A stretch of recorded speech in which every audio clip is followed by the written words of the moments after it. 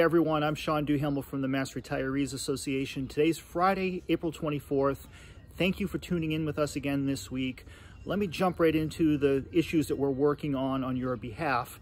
First and foremost, we are continuing to track the progress of the federal stimulus payments that are being made to retirees.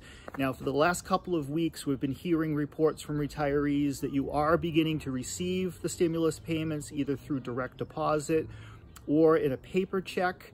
But for members who do not file federal income taxes and do not receive Social Security payments, you need to make application with the IRS in order to receive the stimulus.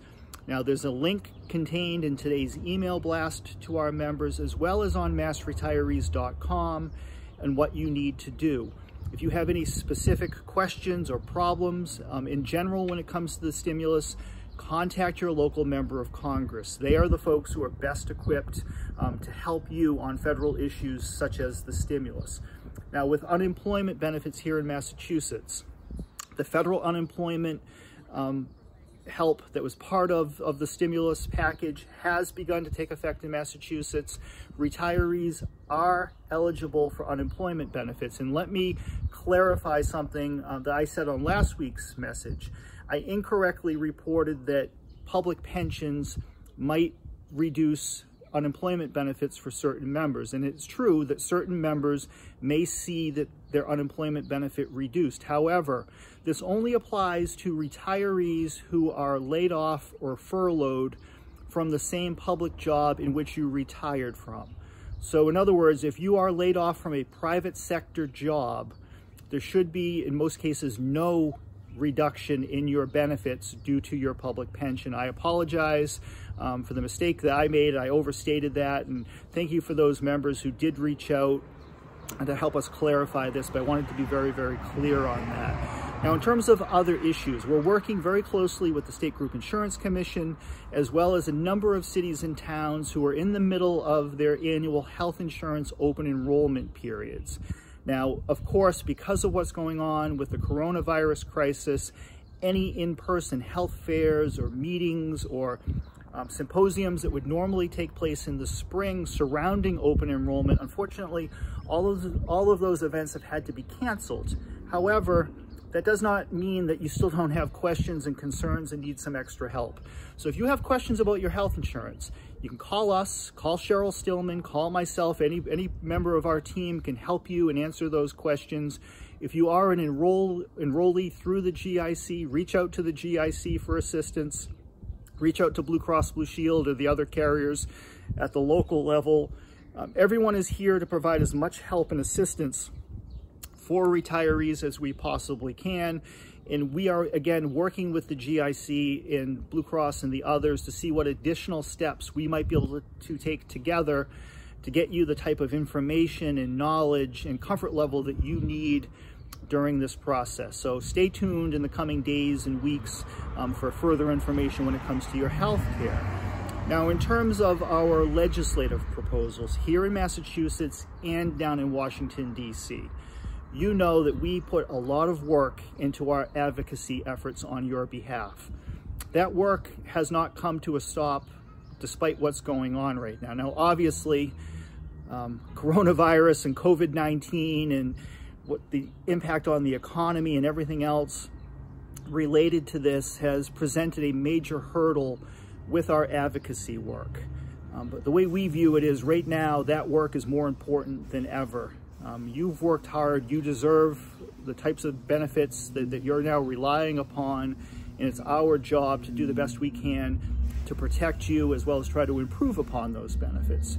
So when it comes to things like Social Security windfall elimination provision and government pension offset reform, we continue to work on these issues. We continue to have weekly conversations with congressional staff, with members of Congress on these issues, trying to keep bills like H.R. 4540 on the front burner, which it very much is.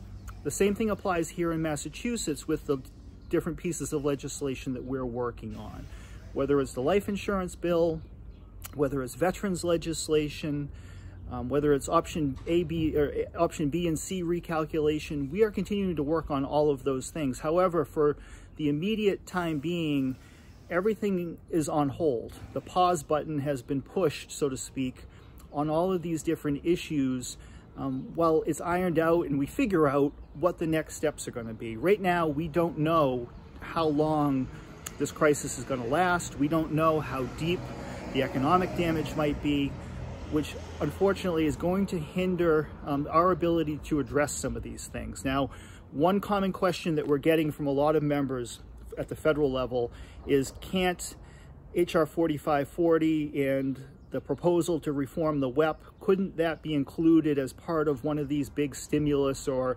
COVID-19 bailout bills? Anything's possible, and that's something we're certainly pushing for.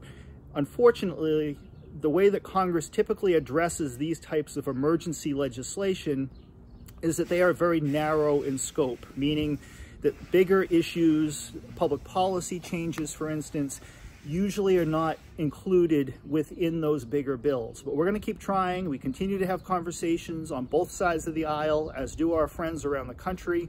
We're going to take every opportunity we can to try to get these issues addressed for you. But I just wanted to point that out. But right now, our main focus is getting through these next few weeks and months and protecting your pension, protecting your health insurance. And I want to close with two important points. We got some very good news this week from State Treasurer Deb Goldberg and the Pension Reserves Investment Management Board and its Executive Director, Michael Trotsky, who just yesterday had a public meeting, and they gave an update on where things stand with the Commonwealth's $70 billion pension fund, which not only invests the pension assets of all state employees and retirees and all teachers, both active and retired, but the majority of public retirement systems around Massachusetts have some, if not all, of their local pension money also invested through the state. So this is a very, very important entity.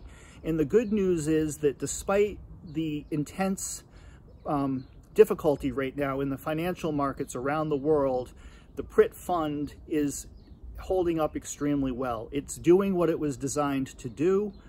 And everyone knows at some point you're going to have a down market, and we're certainly in a down market right now. But the steps and the leadership that has been in place now for a number of years at PRIM, and the forward thinking of Treasurer Goldberg and before her Treasurer Steve Grossman, have made sure that we're very well positioned to weather the storm. Your pensions are secure. You're going to continue to receive your pension payment month after month, and it's just one less thing to have to worry about. And let me close on an up note. I think one of the silver linings going through with what we're all dealing with right now has been having the ability to take a little bit of time to think about some of the things that we're missing out on, and to think about some of the things that we're looking forward to doing and taking part in once things can so-called get back to normal. And if you're watching this video on Facebook, and if you're a Facebook member, leave a comment below this video. Let us know what is something that you're looking forward to doing, or what are a handful of things that you're looking forward to doing once we can get out and get things back to normal again and be around other people again. Let me just leave you with a few personal thoughts on my part. I think professionally, the one thing I'm looking forward to that I really miss is the ability to get out there and see you and have our area meetings and interact with our members. That's, to me, one of the favorite parts of this job, is being able to get out there and talk to you in person. I really miss that.